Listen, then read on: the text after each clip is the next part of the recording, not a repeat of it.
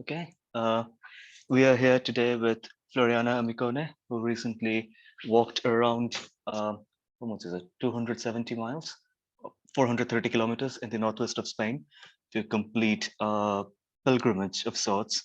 So to me, that's an extreme human endeavor, and we'll be speaking to her about the experience that she had while doing this thing and like the various challenges she faced along the way and yeah, other related questions. So yeah, Floriana, welcome. Thank you. So let's begin from the beginning. Like, when did you first decide you wanted to do this? Why did you choose this route out of like other routes, like as opposed to other routes?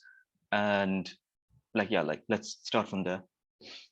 Yeah, so I decided to do the Camino. Well, it had always been something that I wanted to do, mostly because a few friends had done it, and they've always described it as an amazing experience, like pretty much life-changing. Yeah. Then I became very keen during the pandemic, so I decided that after the pandemic, I will definitely do it. And so this summer, so it is something that takes time because it's a few weeks of walking back to back. And since this summer, I did have the time, I decided to go. Well, as you were saying, there are several routes that one can take to, at least like the traditional routes that have all the infrastructures on the way that one can take. And I decided to go for the primitive walk because so to begin with, it's not extremely long, or at least it does sound long, but most of the routes are much longer. And since I never done such a long trek, at least like a few days hiking back to back, I didn't know um, if I'd be fit enough, how my body will react to such long walks on consecutive days. So the primitive walk can be done in about 2 weeks, and I thought that would be the ideal time to challenge myself. Also, it is the most mountainous route, and I really like hiking on mountains. So before going, I read that the landscapes are amazing, that there's a lot of ascents and descents, and that's exactly what I wanted. And also, I really wanted an immersive experience in nature, and the primitive walk is one of the, let's say, the least trodden. So you have a lot of space for yourself. It's not very crowded. It's not just like a procession of people. The Yeah, you do get a lot of time on your own to enjoy the nature, and those were the main reason why I decided to Mm. take this route. Yeah, I like before recording today, I was looking on the internet about this sort of network of routes, and I found out that there is this term called Camino de Santiago, which is apparently referred to, which is used to refer to a network of pilgrims, like ways, a network of pilgrimages, all in that part of Spain, in the northwest, I'm guessing, and all leading to this shrine of the Apostle Saint James the Great in the Cathedral of Santiago de Compostela, which is, I believe, where you went at some point Yeah. during your trek.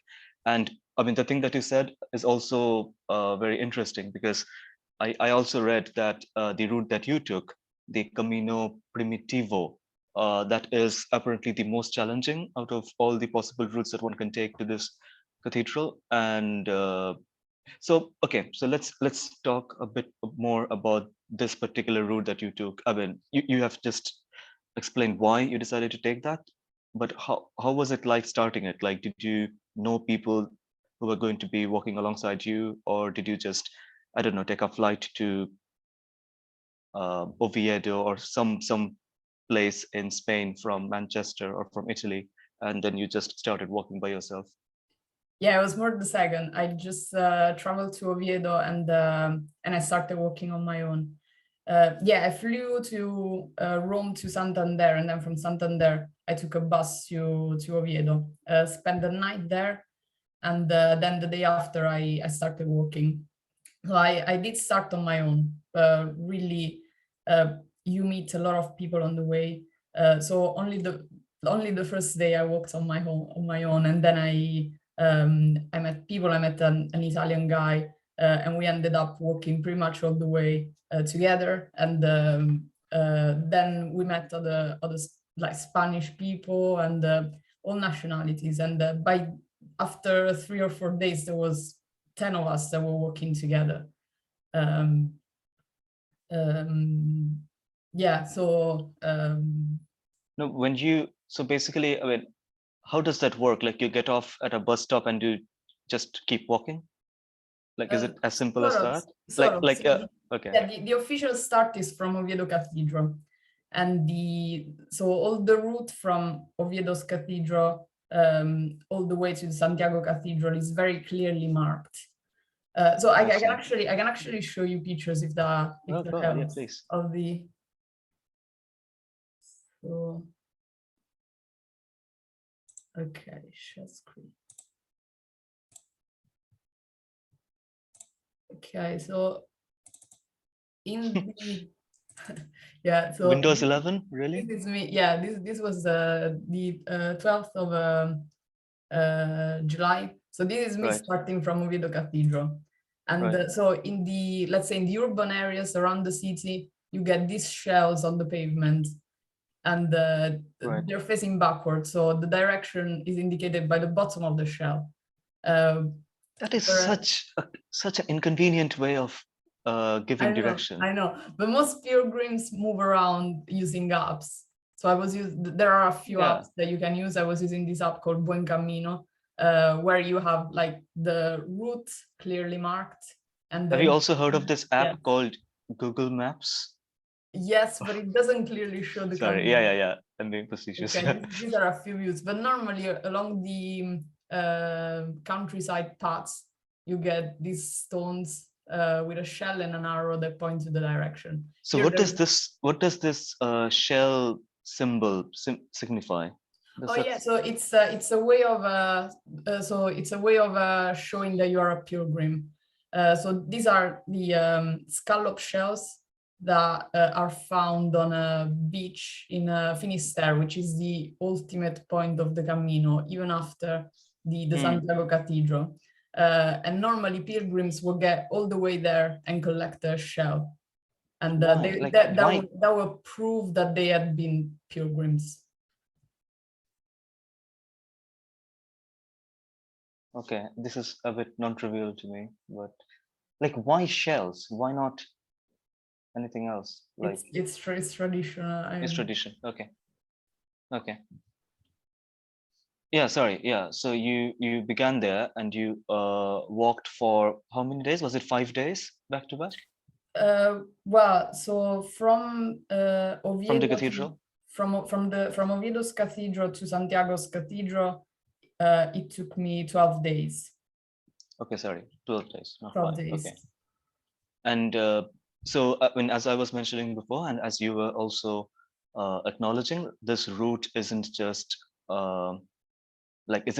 plain or planned. Like there are lots of ascents and descents, and you have to go through hills and mountains. So what was that like? Like, was there any point during the first few days when you realized that maybe this trek or this hike would be more challenging than you had anticipated?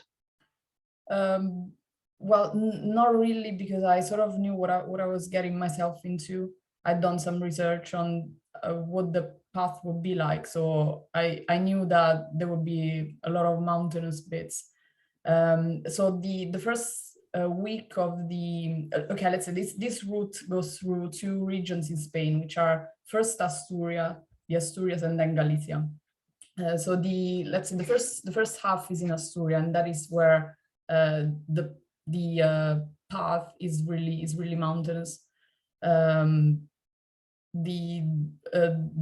Yes, there were a lot of ascents and descents.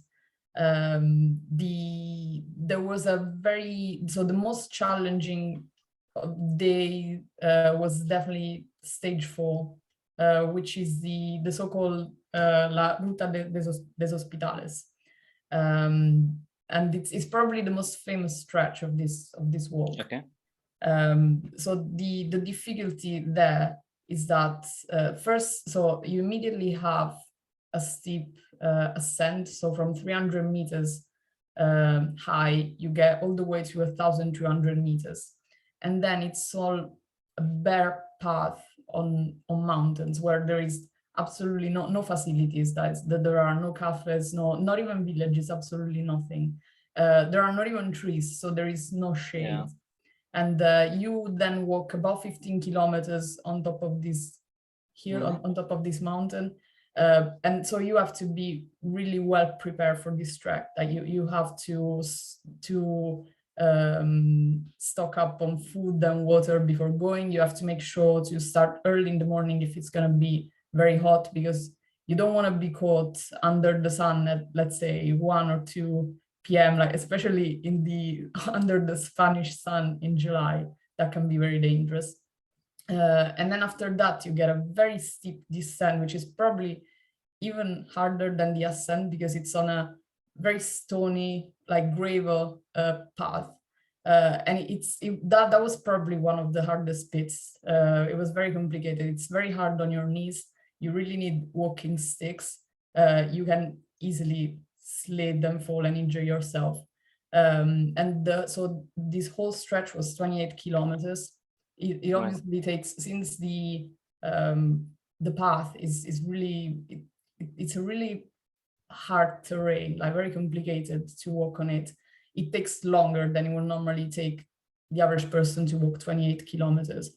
So that was by far the hardest of the stages. And how does one account for, let's say, weather forecasts when planning for such treks? Like before starting your walk, so let's say not your walk, like what's the word? Like before starting to walk on any given day, would you check if it was at all likely that it would rain, or if it was at all likely that it would, like that there will be other kinds of weather related things? Absolutely, yeah. So the first week, the weather was scorching hot, and apparently that's really unusual for the Asturias, because it's a very rainy part of the country. It's actually one of the rainiest regions in Europe. But since it was really hot, what we would do was to start very early in the morning. So we will wake up at 5 a.m. and we will start working at between 5:30 and 6 a.m. so that we would avoid, so we would get to the end of the planned stage by, let's say, 1 or 2 p.m. and we would avoid walking in the early hours of the afternoon, which are really the hottest. Sometimes it wouldn't be possible because you really have to listen to your body. Like if you're tired, you need to take a break. You cannot just crack on. So sometimes we will walk around like 2-3 p.m. But the idea is try to avoid that. The second week was the temperatures went down quite a bit, so we had maximum of between 20 and 25 degrees. Also, we passed from Asturias to Galicia, and the terrain was much flatter. There were a lot of woods. There was a lot of woodlands. A lot of the paths would get into forests and woods. So there was no need to really wake up very early in the morning, but you can rest more. You can start around 7, 7:30, 8, and walk throughout the day. And if it rained, what should one? I mean, what's the word? What's the canonical thing to do if it rains and you're walking and there are no shades nearby, no trees nearby? Do you just get drenched? And normally you are equipped for rain. It's something you need to account for. So all pilgrims bring waterproof covers for themselves and for their bags. Obviously, when you get to the end of the stage and you get to these pilgrim hostels, they typically have facilities to dry up yourself and your clothes. Right. Yeah, normally you just crack on. Right. And this, I mean, of course, as we have already been using this word pilgrim, so let's discuss that aspect of this whole activity, or of this whole, let's say, trek a bit more. So why is it called a pilgrimage? Like I can see why, because it was literally a pilgrimage back in the day, I believe. But the people who do this walk now, uh, are they usually or more often than not religious people? Or do you think they just do it because it's like a very challenging physical activity and it lets you, I don't know, like once you have done it, you feel good, like as anyone should. Right. Okay. So having done the primitive walk, my answer would Yeah. be that very few people do it for religious purposes, but that's not true. So I'm going to explain what. So as you were saying, like the primitive walk for a few reasons is one of the hardest. Like for example, you there's a lot of ups and downs. It's one of the least trodden, so you have fewer pilgrim facilities compared to other routes. So the stages are sometimes like really forced on you, because maybe for 25 kilometers there is no pilgrim accommodation, so you have to walk at least 25 kilometers, let's say. So most of the people that I met on this on the primitive way were, for them it was all about hiking. It was all like really like challenging themselves, having a Yeah. great experience, um, and that there was not like a lot of spirituality or like let's say religion going on. Then near the end, the last couple of days of the primitive walk were in common with the French way, which is by far the most popular route. So when one says I'm doing the Santiago walk, normally they mean I'm doing the French walk. Is by far the most popular. And there, a lot of people that I met were doing it for religious purposes, were doing it for I don't know, I met a girl that, for example, had a friend whose baby needed a heart transplant, and she was doing the walk because she wanted to Raise money for ask. charity, raise Sorry? money raise money for this. No. It was she was religious, so she believed that her sacrifice, walking all the way to the saint's shrine, Oh will help God. this cause. And I also heard that a lot of the pilgrims accommodations, especially on the French way, are very religious. Like they do, for example, common rituals for pilgrims in the evening. They pray, but it's yeah. Hmm. On other routes, you get more people that, for example, have had a divorce or a bereavement in the family, and they do it for more religious purposes. I think I saw a film, a French film a few years back called Elle, which I believe means she, right? In French, she or girl. Elle, ELLE. Yeah, she. And there was a character in it who goes on a Catholic pilgrimage towards the end of that film, and everyone is surprised as to why she is doing. But I shouldn't say everyone was surprised. And she says, "Well, if I can't uh, confide in God when I am most vulnerable, like what is God to me?" Or some strange line like that. But wait a second. So when you're saying that there are these people who are actually like explicitly doing it for religious reasons, so do they? I mean, are they actually believing it? You're saying they're actually believing it, right? Yeah. Yeah. Right. Okay. That is a little bit surprising to me because I did it. I mean, there are treks like this in India where people do this for religion, for people, but not for that kind of causes. Like I need, like someone in my family needs a heart transplant or is about to die, and I believe if I do this, they will live. But they just do it to, I don't know, for the to get closer to God or whatever. But those treks are not this challenging. I mean, they are challenging. They are much higher, maybe, like in terms of altitude, but they don't go on for 5 days. I mean, they can be done Right. in one day, like, in most cases. And okay, staying on this topic of like pilgrims and pilgrimages. Before we started recording, you were telling me about these passports, this pilgrim passports. Yes. So can you tell me a bit more about these passports now? Yes. So yeah, especially in the past, a lot of people would do the pilgrimage to get their sins forgiven, or maybe because they had like this purpose, something that really wanted in their lives. So once you get to the Santiago Cathedral, so the idea is that you will get your sins forgiven if you walked at least the last 100 kilometers, or Sure. if you cycled the last 200 kilometers. And Oh, come on. yeah, Why there? it's easier to cycle, it's faster.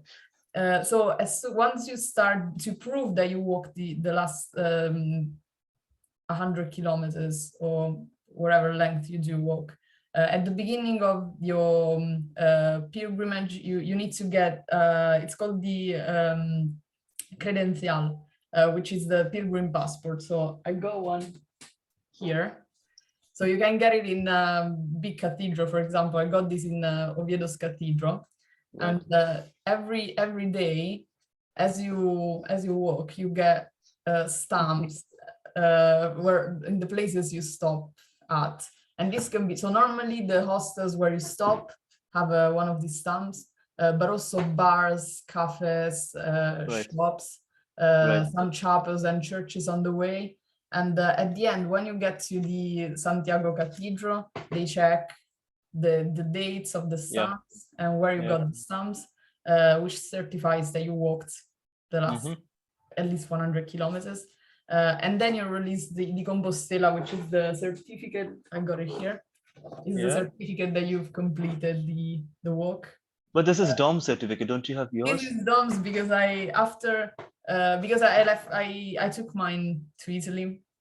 Whereas Oh, Dom has his here. but wait a second. This logic is still not entirely watertight. The fact that my pilgrim passport has all these stamps doesn't mean I walked. It just means I have been to those places, right? Typically, yeah. Then it's up to your conscience. Like you could get your certificate at the But end. I thought the existence of the passport.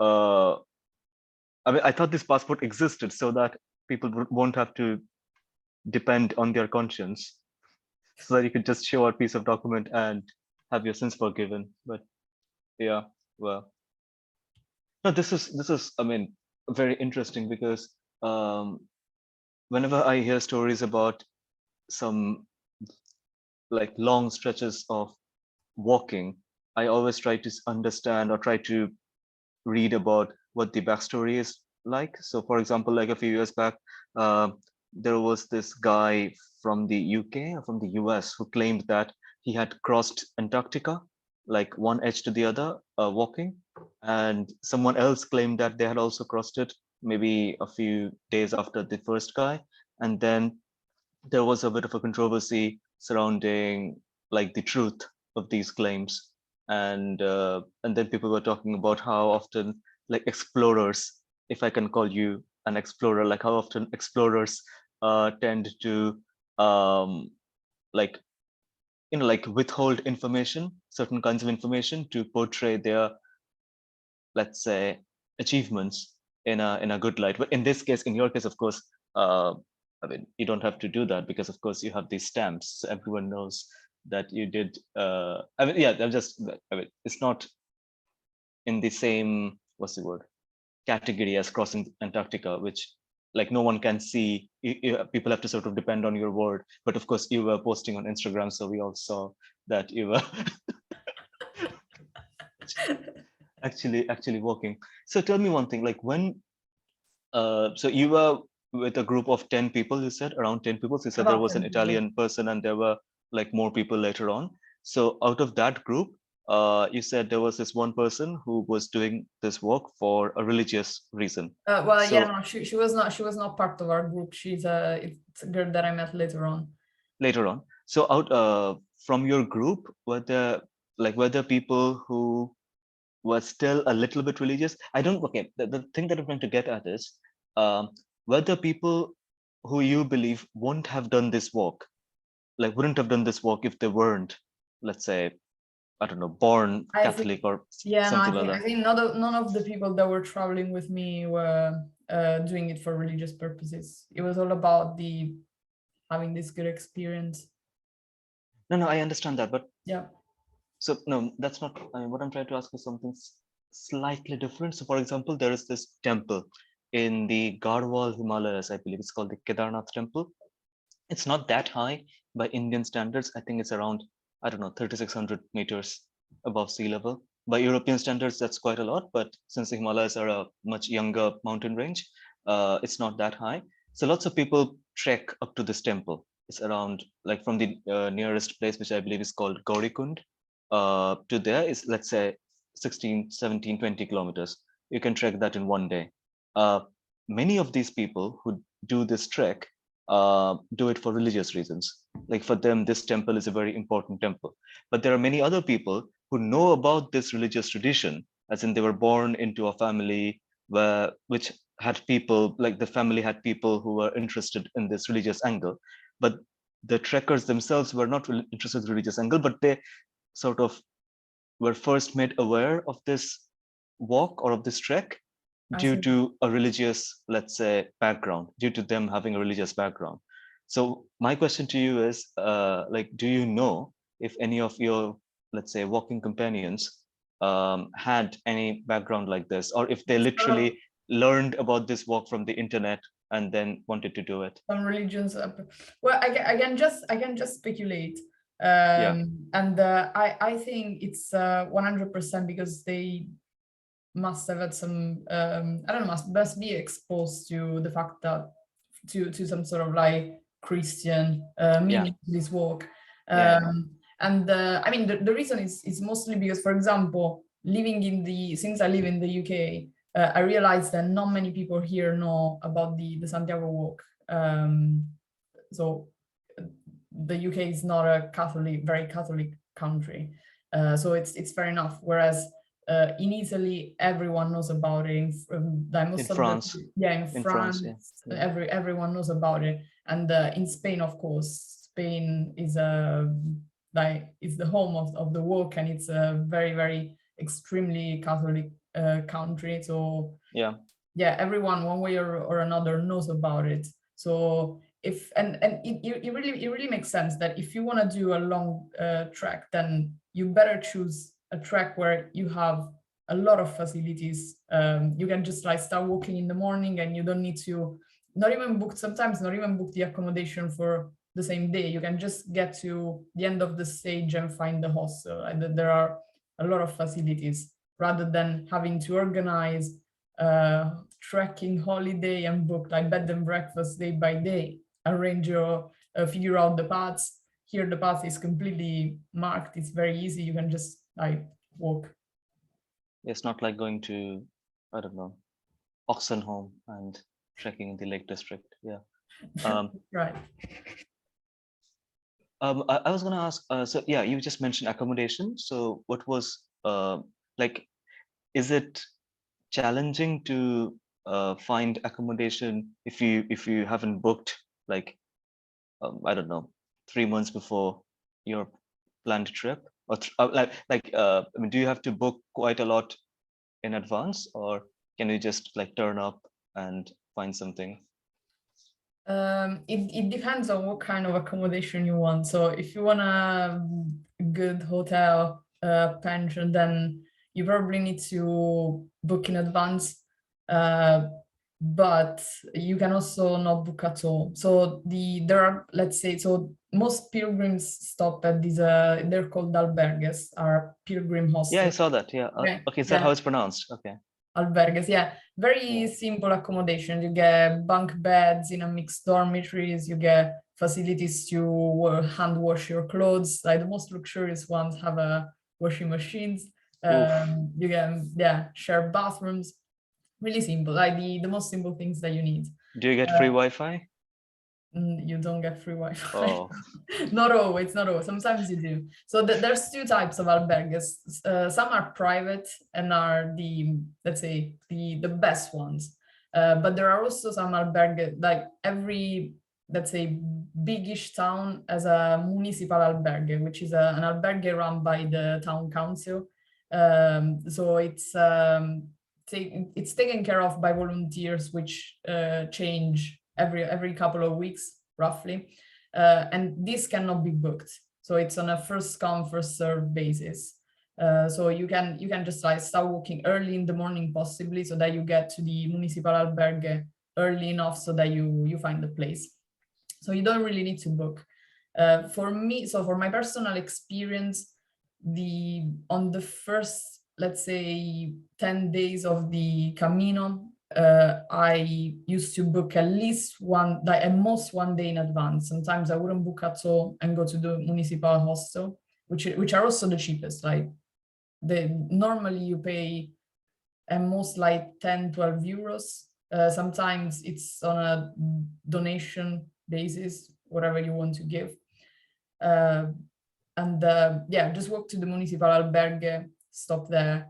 On other days, I would book, the day before I would book the private albergue.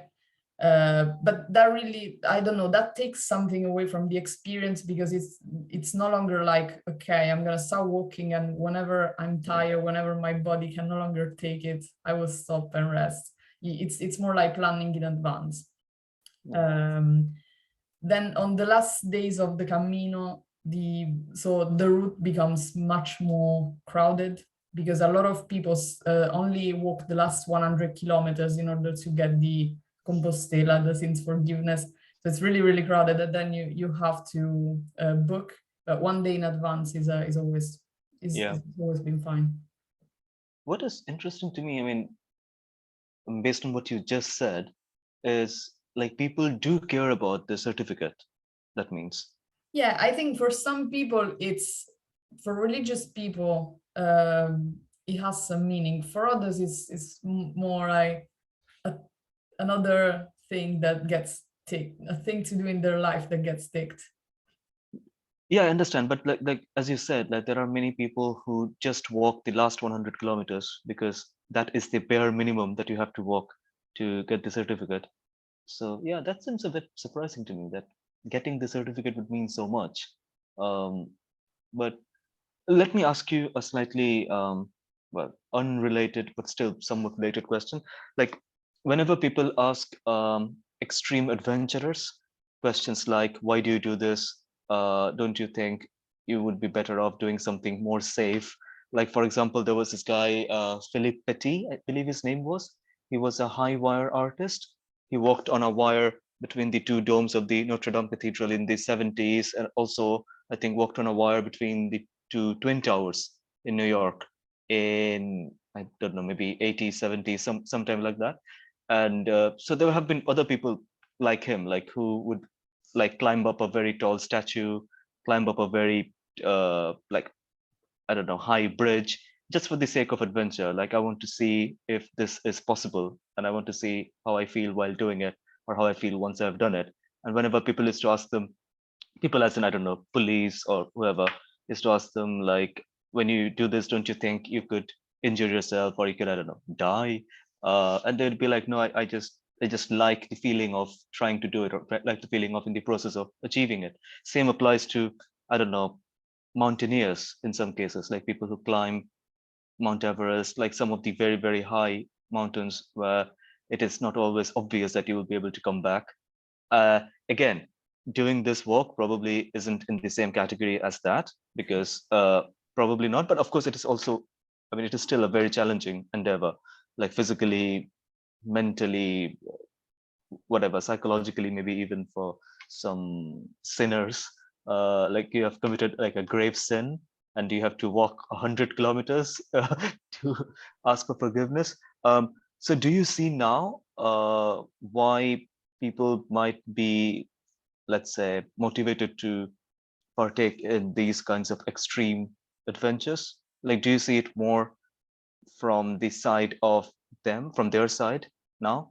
I mean, when I say now, I mean now that you have completed an extreme adventure yourself. Yeah, in hindsight, yes, it has been a good experience. I'm much deeper than I thought it would be, honestly. Really? Yeah, absolutely, absolutely. Because you get to know a part of humanity that normally you wouldn't interact with in your Which daily part is life. that? It's well, okay, maybe it's not the right way of putting it, but let's say it's a sort of like the people you met, have you get closer in a much quicker way. You feel like you Yeah, can share more of yourself, they share more of themselves immediately, brilliant. Yeah, whereas it would take much longer in real life, maybe years.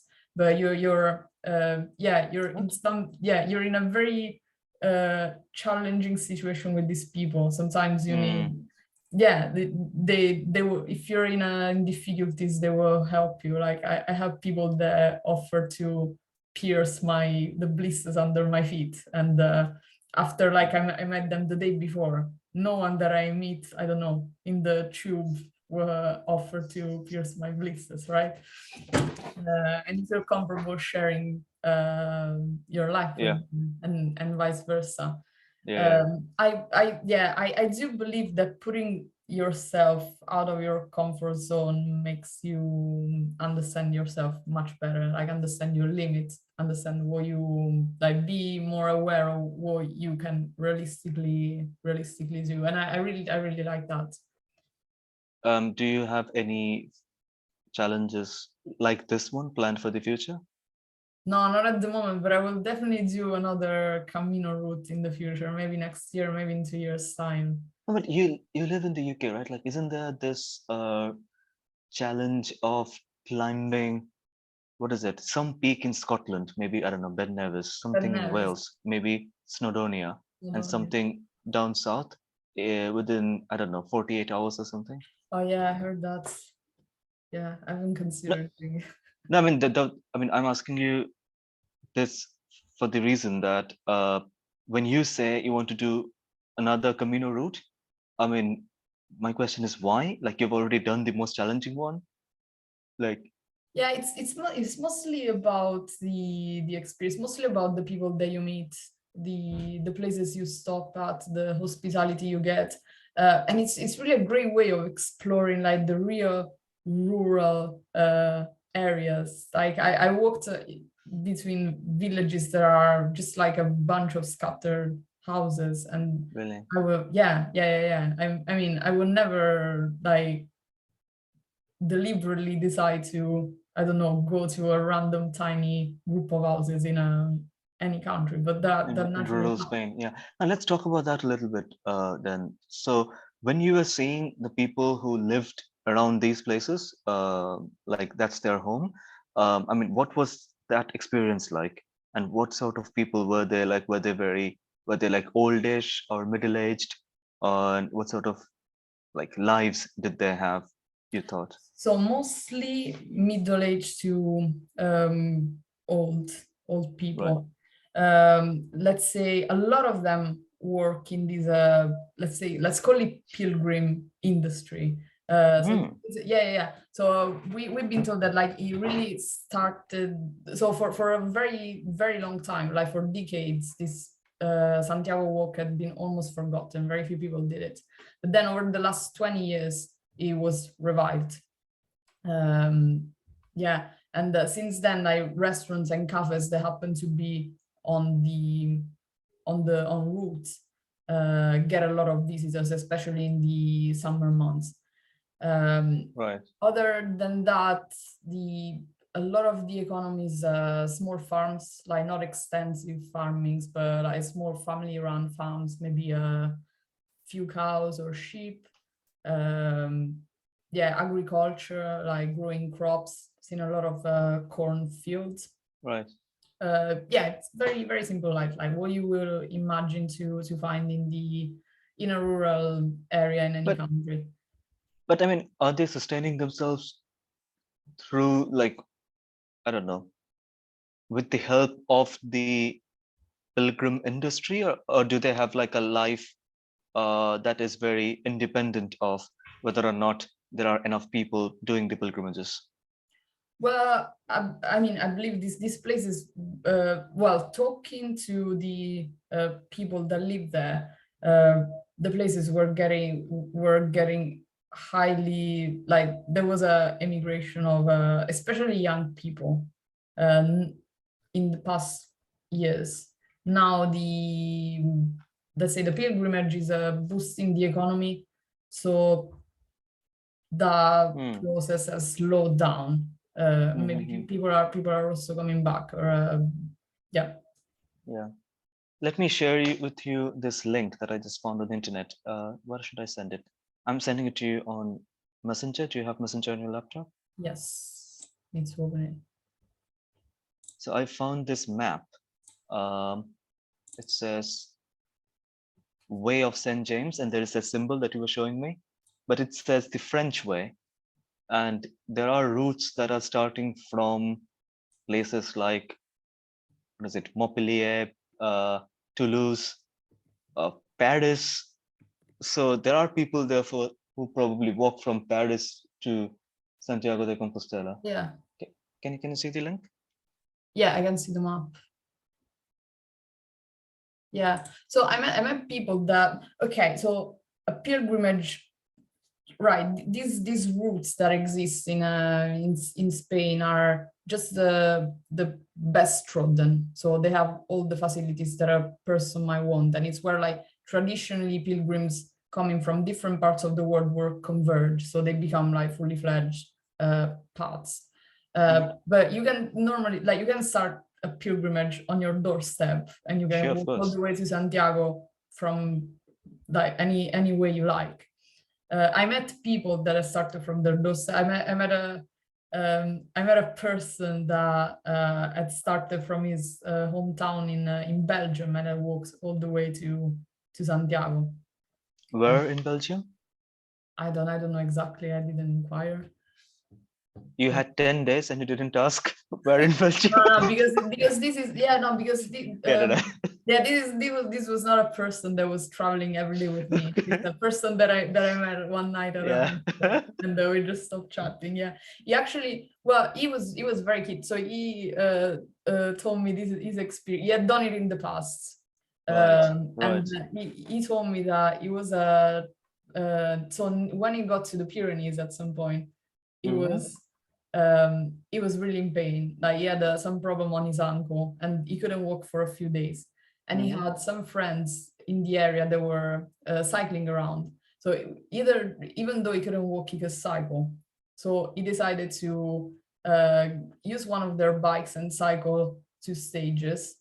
And then he was feeling better, and he carried on walking all the way to Santiago. But once he got to the end, he was feeling so guilty that he hadn't walked that bit, that he went back to the Pyrenees and he walked those two stages. How old is he? It was, I don't know, I think looking at him, I could say in his 60s or 70s. Yeah. Well, I mean, yeah.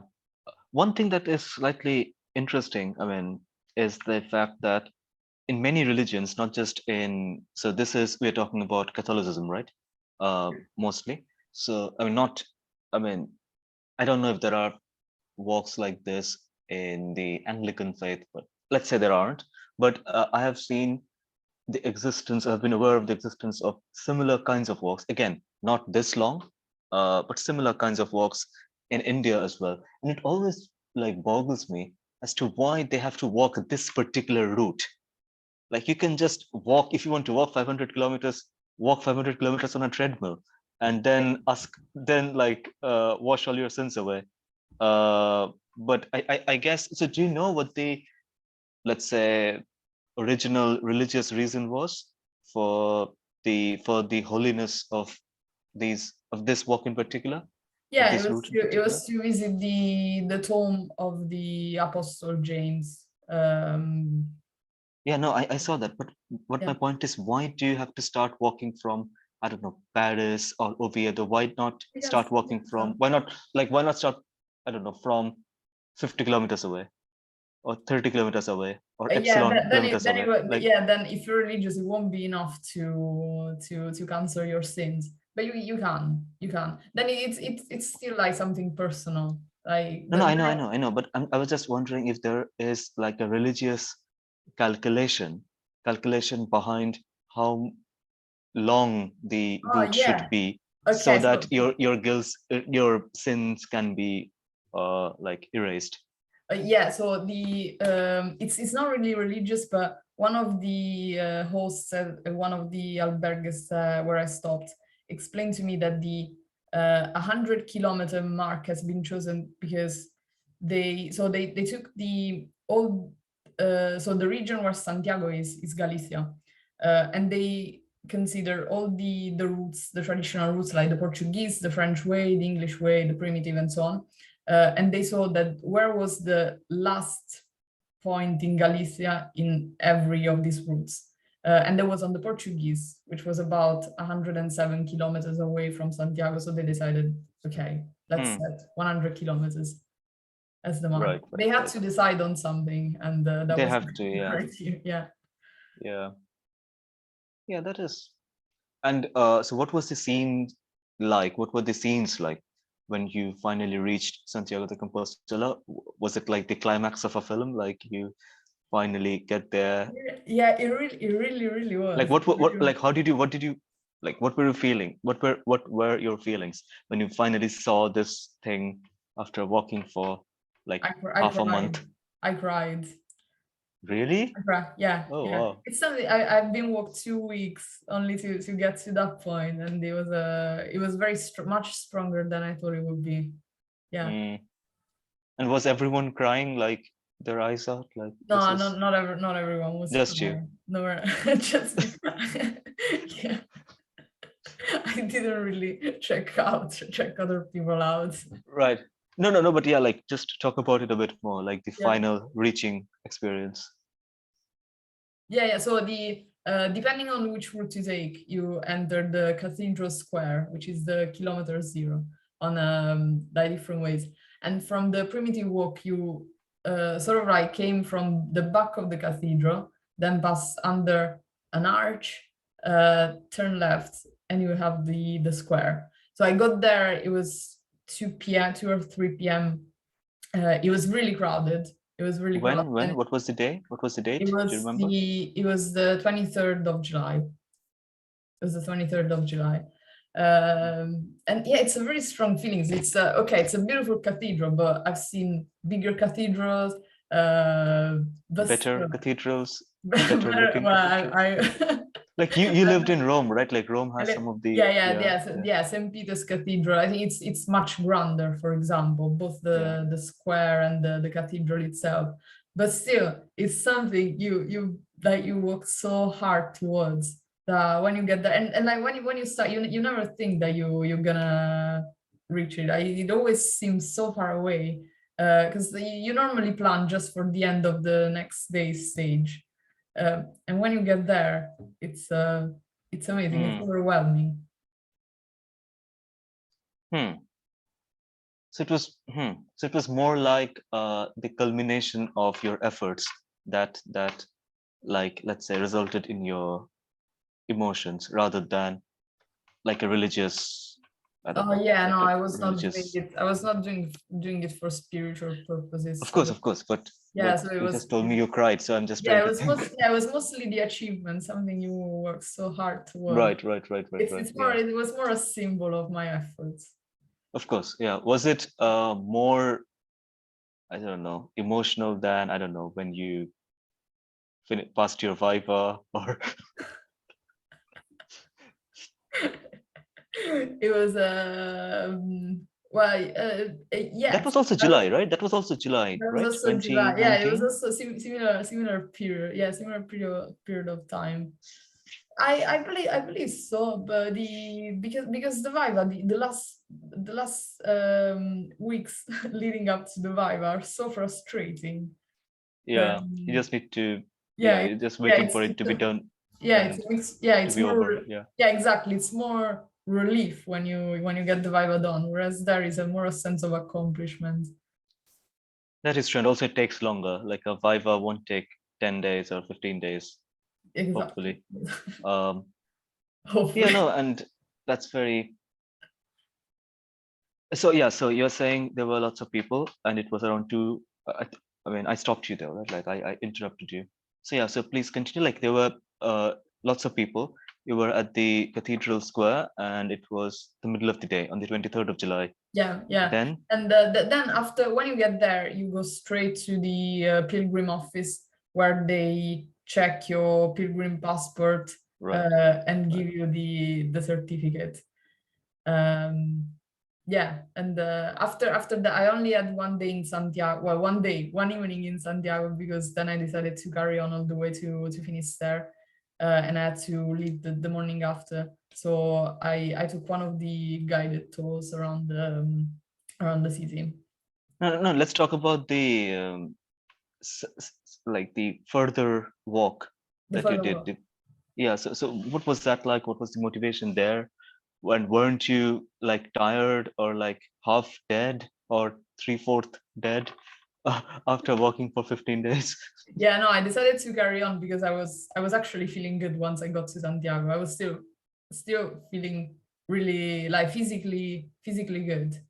So Right. I decided to continue, and it was just I had heard from other people that the like Finisterre and Murcia, which is another town on the coast, are insanely beautiful. And since I still had some time, I decided to carry on, and it was 120 kilometers More. more God. added to the walk.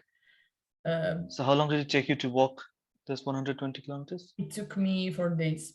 Took me 4 days. I had to do it in 4 days because I'd already booked my flight back From where?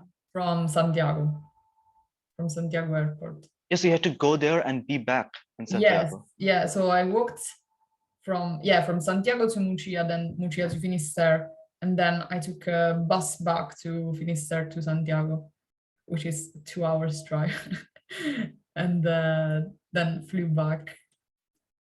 Yeah, wow.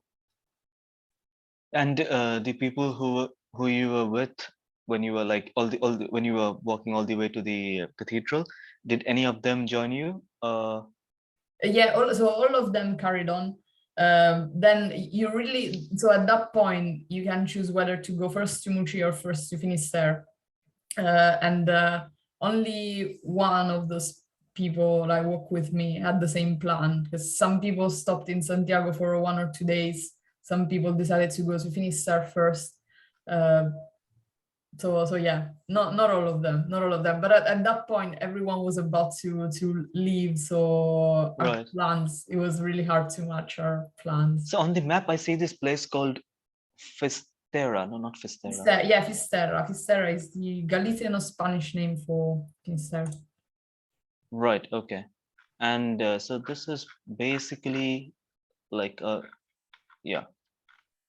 And this is where the ancient Romans believed the world ended. Yeah, they believed it was the westernmost part of Europe, and Hmm. yeah, so that was the end of the world. Is it the westernmost part of Europe? It's not, right? It's the no, well, of continental Europe it is, but Right, then but it looks like there are some parts of Iceland oh that are yeah, yeah, more exactly, west. exactly, continental There is Europe. So Greenland, yeah, even some parts of Ireland, maybe. no, no, yeah, exactly, exactly. If you consider continental Europe is the westernmost part, but then if you add the islands, it's not. So continental Europe means you are not counting Iceland. Yeah, you're not counting the islands. Hmm. Yeah, that's interesting. And is this the most west you have been within continental Europe? Sorry, I mean, by yeah, sorry, by It that is. follows. Yeah, sorry. Yeah, sorry. No, but yeah, no, it follows. Yeah, sorry. Yeah. No, sorry, you've been to Iceland as well, haven't you? Yeah, Oh, sorry. yeah, I was yeah, just yeah. yeah.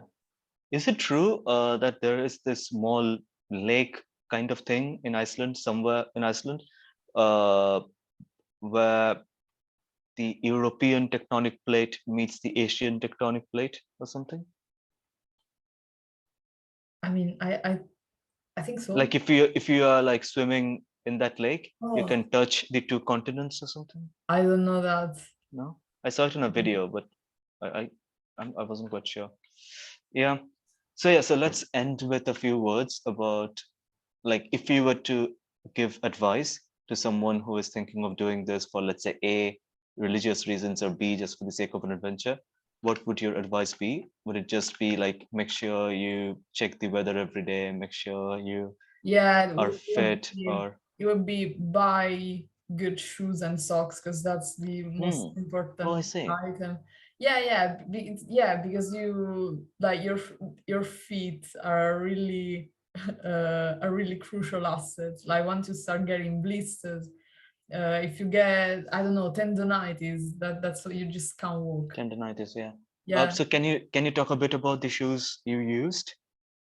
Oh Like yeah, so the kind of shoe? I just went to a like shop, like a let's say outdoor clothing shops, and I asked the guy, I need to do I'm gonna go on the Santiago walk, just tell me which shoes I need to get, and whatever price, because that's the most important thing. Like on the bag, on all the like the clothing, you can just go to the Decathlon and buy the cheapest thing, but shoes and socks are crucial. And is it also important to make sure that your bag or whatever you're carrying isn't too heavy or something like that? Yeah, that's right. Because whatever you put in the bag, you're gonna carry on your shoulders for like for weeks. So So you it's didn't take your laptop? I didn't take my laptop. No, I didn't. Also, like the bag must be the like those that you can they have straps to tie around your waist, because you don't want the weight on your shoulders. You want the weight on your hips. Hmm. Yeah, yeah. Like so typically, at least like reading experiences online, they recommend that the backpack weight is between 10 and 15% of your body weight, including like every day you add water, like you add food, so including that. Yeah. For me, after the first day, I realized that I had overpacked. So I had to Yeah, it's like when you are checking in for a Ryanair flight, they have all these restrictions on the bag, and you just don't like. I often don't care because I know they will not check. But here you don't have that luxury, because if you don't care enough, when you are planning the bag, you could be in grave danger later on. yeah, it How was much time did it take you to plan all this? Like when was the like about a when week. when did you first decide that you want about a week? But a week. Well, yeah, the planning and the like buying the equipment. Well, of course, it was not the only thing that I was doing with my time, of course. No, But no, I don't mean that kind of like when did you first decide you were going to do this? Did you decide in June and then you did it in July? I decided in June. I decided in June, and then I booked my flights about a week before leaving, 10 days a week before leaving. Right. And then yes, I started making a list of all the things that I And need. and and you said, yeah, and you said earlier like you didn't do this before because you were always like working, and this summer you had some time off and that's why you could do it this time. Was Yeah, that right? yeah, that's Right. right. So maybe the next time you have some time off, you can walk across Antarctica or do something like similar. But yeah, well, it's been great having you here. I'll stop recording now. Maybe we can chat a little bit and then.